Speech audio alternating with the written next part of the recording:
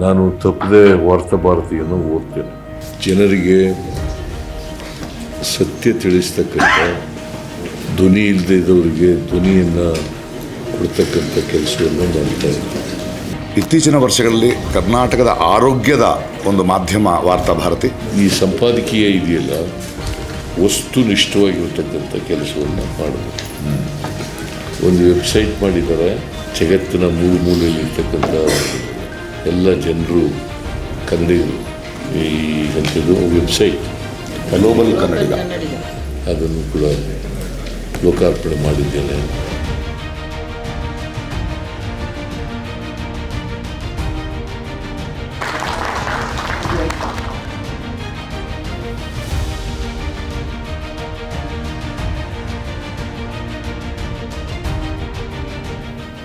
ವಾರ್ತಾ ಭಾರತಿ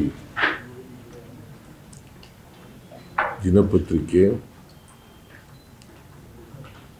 ಅದು 22ನೇ ವಿಶೇಷಾಂಕ ಅದನ್ನು ಬಿಡುಗಡೆ ಮಾಡ್ತಕ್ಕಂಥ ಕಾರ್ಯಕ್ರಮದಲ್ಲಿ ಭಾಗವಹಿಸಿದ್ದೇವೆ.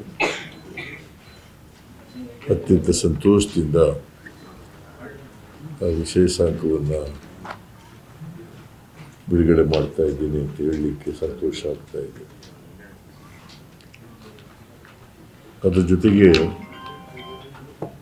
ಇದು ವೆಬ್ಸೈಟನ್ನು ಕೂಡ ಗ್ಲೋಬಲ್ ಕನ್ನಡಿಗ ಅಂತಕ್ಕಂಥ ವೆಬ್ಸೈಟನ್ನು ಕೂಡ ಬಿಡುಗಡೆಯಾಗಿದೆ, ಲೋಕಾರ್ಪಣೆ ಮಾಡಲಾಗಿದೆ.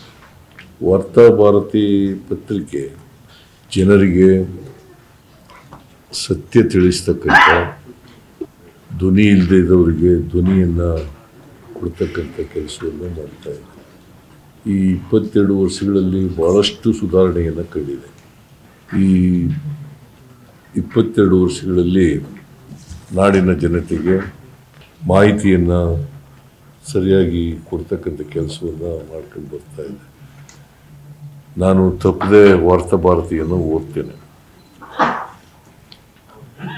ಅದರಲ್ಲಿ ಬರ್ತಕ್ಕಂಥ ವಿಶೇಷ ಲೇಖನಗಳು, ಸಮಾಜದಲ್ಲಿರ್ತಕ್ಕಂಥ, ದೇಶದಲ್ಲಿರ್ತಕ್ಕಂಥ ಸಾಮಾಜಿಕ ವ್ಯವಸ್ಥೆ ಬಗ್ಗೆ, ಮತ್ತು ಕೇಂದ್ರ ಮತ್ತು ರಾಜ್ಯ ಸರ್ಕಾರಗಳು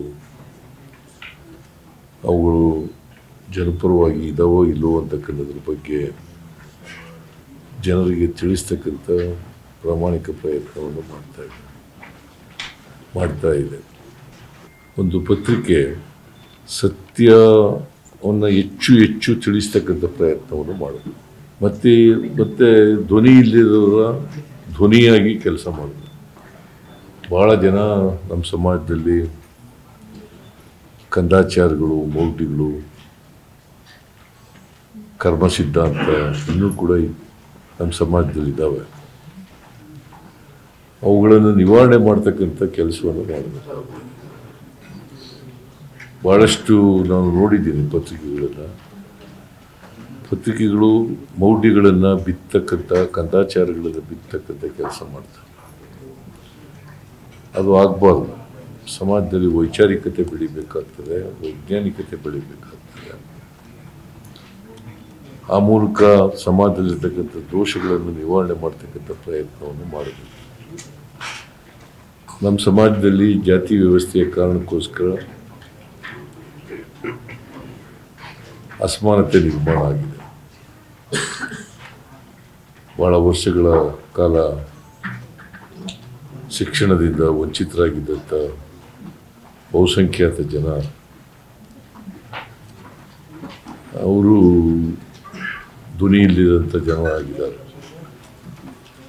ಆ ಜನರ ಧ್ವನಿಯಾಗಿ ಕೆಲಸ ಮಾಡಿದರು. ಆ ದಿಕ್ಕಿನಲ್ಲಿ ಪ್ರಾಮಾಣಿಕವಾದಂಥ ಪ್ರಯತ್ನ ಮಾಡ್ತಾ ಇರ್ತಕ್ಕಂಥದ್ದು ವಾರ್ತಾ ಭಾರತಿ ಪತ್ರಿಕೆ. ಇನ್ನಷ್ಟು ಜನಪರವಾಗಿ, ಸಮಾಜ ಪರವಾಗಿ ಕೆಲಸ ಮಾಡಲಿ ಅಂತೇಳಿ ನಾನು ಈ ಸಂದರ್ಭದಲ್ಲಿ ಹಾರೈಸ್ತೇನೆ. ಯಾಕಂದರೆ ಸಮಾಜದಲ್ಲಿ ನಾವು ಬದಲಾವಣೆಯನ್ನು ತರಬೇಕಾಗ್ತದೆ. ಬಸವಣ್ಣ ಹೇಳದಂಥ, ಗಾಂಧಿ ಹೇಳದಂಥ ಅಂಬೇಡ್ಕರ್ ಹೇಳದಂಥ, ಬುದ್ಧ ಹೇಳದಂಥ ಸಮಾಜ ಇನ್ನೂ ನಿರ್ಮಾಣ ಆಗಿಲ್ಲ ಅಂತಕ್ಕಂಥದ್ದು ನಾವು ಚಿತ್ರವನ್ನು ನೋಡಲಿಕ್ಕೆ ಸಾಧ್ಯ. ಅದರಿಂದ ನಾವು ಮನುಷ್ಯ ಸಮಾಜ ನಿರ್ಮಾಣ ಆಗಬೇಕು, ಮನುಷ್ಯತೆ ಇರ್ತಕ್ಕಂಥ ಸಮಾಜ ನಿರ್ಮಾಣ ಆಗಬೇಕು. ಮನುಷ್ಯರು ಪರಸ್ಪರ ಪ್ರೀತಿಸಬೇಕೇ ಹೊರತು ಯಾವ ಕಾರಣಕ್ಕೂ ಕೂಡ ಪರಸ್ಪರ ದ್ವೇಷಿಸಬಾರದು. ಅಂಥ ಒಂದು ವಾತಾವರಣವನ್ನು ನಿರ್ಮಾಣ ಮಾಡ್ತಕ್ಕಂಥದ್ದು ಮಾಧ್ಯಮದ ಕೆಲಸ ಅಂತೇಳಿ ನಾನು ಭಾವಿಸ್ಕೊಂಡಿದ್ದೀನಿ. ಅದಕ್ಕೆ ಪೂರಕವಾಗಿ ಮಾಧ್ಯಮಗಳು ಕೆಲಸ ಮಾಡಿದಾಗ ಮಾತ್ರ ನಾವು ಸಮಾಜದ ನಿರ್ಮಾಣ ಮಾಡಲಿಕ್ಕೆ ಸಾಧ್ಯ ಆಗ್ತದೆ, ಮನುಷ್ಯತ್ವ ಇರ್ತಕ್ಕಂಥ ಸಮಾಜ ನಿರ್ಮಾಣ ಮಾಡಲಿಕ್ಕೆ ಸಾಧ್ಯ. ಆ ದಿಕ್ಕಿನಲ್ಲಿ ಹೆಚ್ಚು ಕೆಲಸ ಮಾಡಲಿ ಅಂತೇಳಿ ಈ ಸಂದರ್ಭದಲ್ಲಿ ಹಾರೈಸ್ತೇನೆ. ನಿಜದ ಸೂಜಿ ಮೊನೆ ಅಂಕಣಗಳು, ಈ ಅಂಕಣ ಬರಹಗಳ ಸಂಗ್ರಹ ಮಾಡಿದ್ದಾರೆ. ಈ ಅಂಕಣಗಳಿದಾವಲ್ಲ, ಅವು ಸಮಾಜದ ದೃಷ್ಟಿಯಿಂದ ಅಂಕಣಗಳಿರ್ತವೆ, ಸಮಾಜದ ಬದಲಾವಣೆಯ ದೃಷ್ಟಿಯಿಂದ ಅಂಕಣಗಳಿರ್ತವೆ. ಈಗ ಸಾಹಿತ್ಯ ಭರಿತವಾಗಿರ್ತಕ್ಕಂಥದ್ದು ಭಾಳ ಮುಖ್ಯ ಅಲ್ಲ, ನಾವು ಏನನ್ನ ಸಮಾಜಕ್ಕೆ ಹೇಳ್ತೇವೆ ಅಂತಕ್ಕಂಥದ್ದು ಭಾಳ ಮುಖ್ಯ. ಮತ್ತು ಏನನ್ನ ಬಯಸಿದ್ದೀವಿ ನಾವು ಸಮಾಜದ ಬದಲಾವಣೆಯಿಂದ ಅಂತಕ್ಕಂಥದ್ದು ಭಾಳ ಮುಖ್ಯ.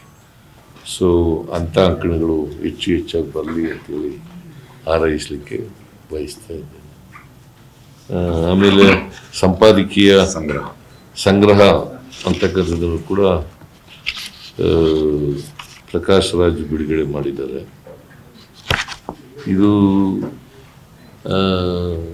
ಈ ಸಂಪಾದಕೀಯ ಇದೆಯಲ್ಲ, ವಸ್ತುನಿಷ್ಠವಾಗಿರ್ತಕ್ಕಂಥ ಕೆಲಸವನ್ನು ಮಾಡಬೇಕು.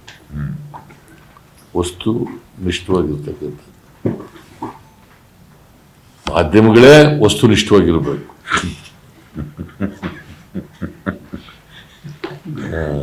ಈ ನಿಷ್ಠವಾಗಿ ಇಲ್ಲದೆ ಹೋದರೆ ಬಹಳ ಕಷ್ಟ ಆಗ್ತದೆ.